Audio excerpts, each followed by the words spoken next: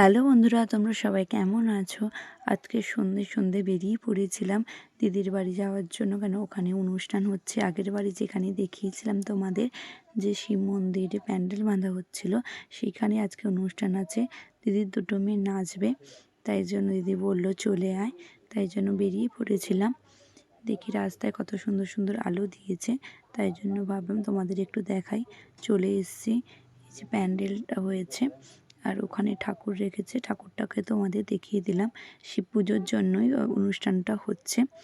তারপর দিদির বাড়িতে যাচ্ছিলাম, যেতে যেতে দেখি দিদিরা চলে আসছে, তাই জন্য আর পুরোটা যাইনি, হাফ রাস্তা থেকে চলে এসেছি। আসার পথে এই লাইটটা হচ্ছে দিদিদের বাড়ি থেকে আসার পথে, তাই জন্য তোমাদের দেখিয়ে দিলাম। আর এই যে দুটো মেয়ে দিদিভাইয়ের, এই যে দুটো কি দুষ্টু বলছে, দিদি মিমি মিমি আমি তোমার কাছে যাব, তোমার কোলে বসবো, এই করছে। তারপরে আর একটা বসে আছে, বলছে যে মিমি কি করছে, ভাবছে ও যে মিমি কি করছে, ভিডিও করছে নাকি। আর এই বাচ্চা ছেলেটা খুব সুন্দর জিমন্যাস্টিক দেখাচ্ছিল, তাই জন্য ভাবলাম তোমাদের একটু শেয়ার করি।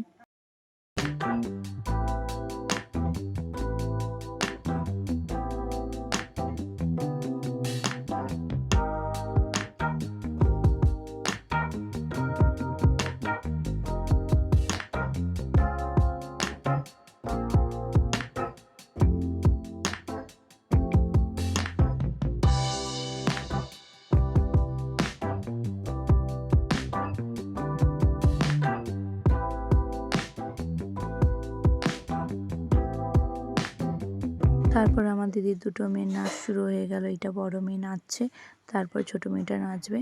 তোমরাও একটু দেখে নাও কেমন নাচলো ওরা। প্রজাপতি প্রজাপতি রঙিন পাখাতে ফুলে ফুলে উড়ে বেড়াও কিসের আশাতে, সে কথা বলো না বাংলা ভাষাতে।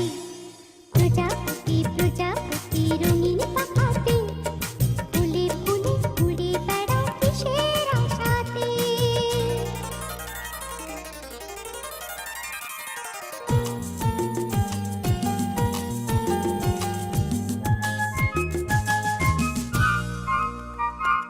হলুদ সবুজ লালে নীলে বড়টার নাচ হয়ে গেছে, এবারে ছোটটার নাচ।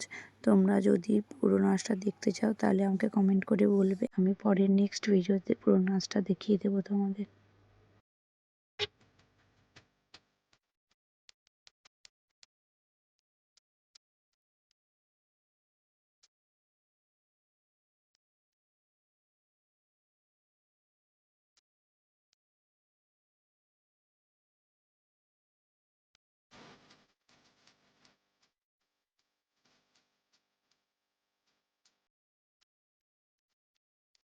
তারপর নাচ দেখা হয়ে যেতে আমরা বাড়ি চলে এলাম।